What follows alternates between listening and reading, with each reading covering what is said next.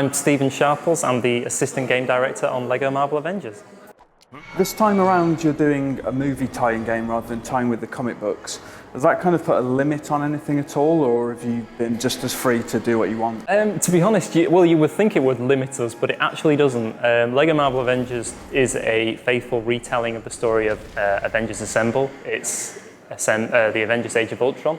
It's also got content from Captain America, the First Avenger, the Winter Soldier, Thor 2, The Dark World, and Iron Man 3. However, it doesn't stop there. So you've got all the characters and all the fun and games that you see in those movies, the best bits of some of those Phase 2 movies as well. But LEGO games are all about characterization. And one of the things that we work really closely with both LEGO and Marvel is making sure that we had not just movie content, we wanted to reach further out, further than we've ever reached before within the Marvel Universe. So we've actually got over 100 new characters that have never been seen before, either in LEGO Marvel Superheroes, or for the vast majority of them, they've not been in a Marvel Cinematic Universe production. So you've got characters like, your big space dragon, Fin Fang Foom. You've got characters like Crimson Dynamo, who's a massive Iron Man villain in the comics. It's not been in any of the movies yet, though, but it's important for us to keep expanding on what was a great group of characters and a great amount of content in LEGO Marvel Superheroes. We don't want to just stop there, though. We don't want to limit ourselves. On the face of it, yes, it's a movie tie-in for the main story, but it's like I said, it's far more than that, really, because you've got all these characters. We've not settled on a final number, but it's looking like it's going to be over 200 characters to play as, which is vastly greater than LEGO Marvel Superheroes. So you can see just with that number, and it's not what some people would consider, drastically obscure characters either. It's characters that people know, people love and adore, especially those comic book fans. Ultimately Marvel started with comic books. It didn't start with the MCU. The MCU has been great. It's fantastic to be able to tell the stories of the films. It's brilliant. It's great to have the dialogue from the movies. So you've got Chris Evans voicing Captain America. You've got Robert Downey Jr. voicing Tony Stark. You've got Chris Hemsworth as Thor. It's fantastic to have that authenticity. But outside of that, it's also fantastic to show off some of these characters that they might actually turn up in a Marvel movie sometime soon, hopefully.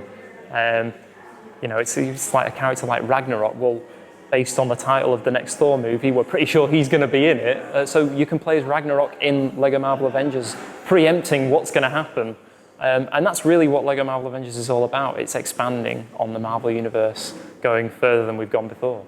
So, being a movie tie-in then, did you get any kind of sneak previews of like the upcoming movies like Captain America 3, that kind of thing? And obviously you got Doctor Strange in there. Did you get any kind of hints at that? Doctor Strange in our game is actually a classic comic book version of Doctor Strange.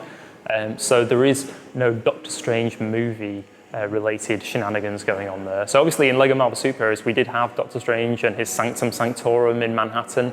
That's still there, and he's still there, and you can actually take parts in quests with Doctor Strange. So he still plays a prominent role in Manhattan.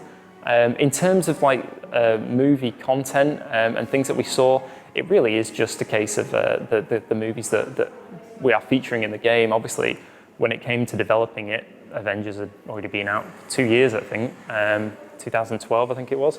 Captain America, the First Avenger, had already been out way before then. You've got obviously your Phase 2 movies, Iron Man 3, Thor 2, Captain America 2. They've all been out. The only one that wasn't out when we started developing the game was Age of Ultron. And we did have we've got a great relationship with Marvel. So we were able to see things like concepts and synopsises and scripts and things like that. And then we eventually did get to go and see the movie just as it was being developed and being created on the run up to release. We got to see plenty of the movies that we are working with. But in terms of movies that are to come, there's nothing there at this current point in time. Okay. Do you think some fans will be a little bit upset that classic characters like the X-Men and Fantastic Four can't be in it, obviously because of movie licensing things? Well, it's an interesting one with those characters. They obviously played a really prominent role in Lego Marvel Superheroes. There was a huge story there with loads of different characters and superheroes and villains you could play as. And like I said, they played a big role in it. But we're not... Lego Marvel Avengers, it is faithfully, with the main story, recreating the events of the movies. Yeah.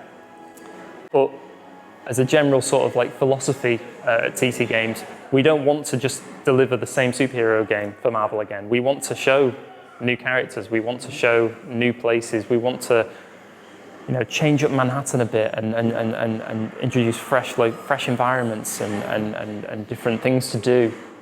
So ultimately, it's all about showing new things. If we just delivered the same game with the same characters again, then we would get criticised quite badly for that, I would imagine. So offering fans and whether they're just casual gamers of Lego games, or whether they are really hardcore fanboy or fangirl Marvel obsessed people, it's about giving them new stuff, new characters, new content. So it really doesn't affect us, the lack of those characters, really, because there are so many cool characters in the Marvel Universe. And sure, some people might not be too familiar with someone like Crimson Dynamo, but he's actually a really cool character, and we want to introduce that character to a new generation that might not be too familiar with him. So it's all about showing new guys rather than just rehashing. What about a character like Spider-Man who's going to pop up in the new Captain America movie? Where are you kind of with him? Well, Spider-Man hasn't been in a Marvel movie, a Marvel Cinematic Universe movie yet. So as a result of that, it's one of those where we're not focusing on Spider-Man. We've got an abundance of characters there that do loads of cool things that have been in the movies. We're well aware that what's going on with Spider-Man, but ultimately, it's Lego Marvel Avengers, it's Avengers 1, it's Avengers Age of Ultron first, primarily. So it's one of those. It's Marvel that has been and not Marvel that is to come. Is it a case of, obviously, by the time the movie's out and Spider-Man's been in a movie, he could be added possibly as DLC? Who knows? Who knows? Right now, we really are just focusing primarily on what is there in the here and now of the MCU. Fantastic trailer for Civil War, but it's all about what's already out there for us with Lego Marvel Avengers. You never know. Lego Marvel Avengers is out January 29th in Europe. It's available on Xbox One, PS4, Xbox 360, PS3, Wii U, PC, and there's a handheld version coming to PS Vita and 3DS.